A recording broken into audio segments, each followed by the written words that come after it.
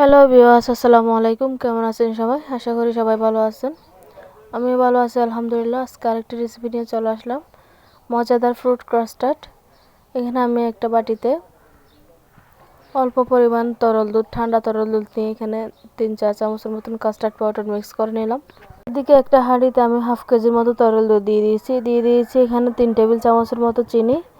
যে যেমন মিষ্টি খায় কম বেশি বাড়িয়ে দিতে পারেন। দিয়ে দিয়েছি মিক্স করা ফ্রুট কাস্টার্ডের পাউডারটা।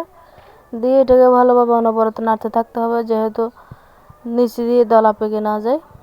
নাড়তে নাড়তে যে ঘনত্বটা কেমন দেখেন, ঘনত্ব এরকম ঘন হয়ে আসলে নামিয়ে ফেলবেন। 10 মিনিট বাইরে রাখার পর গরম ভাবটা চলে যাওয়ার পর এই যে ফ্রিজে রাখবেন, যাতে ঠান্ডা ঠান্ডা খেতে পারেন। ঠান্ডা ঠান্ডা ডেজার্টটা অনেক মজা হয়। এইদিকে আমি ফ্রুটগুলো নিয়েছি। এখানে ফ্রুট নিয়েছি কালো আঙ্গুর, আপেল, কলা, অনেকে আবার বেদানাও নেয়।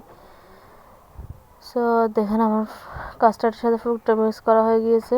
কেমন হয়েছে কমেন্টে জানাবেন।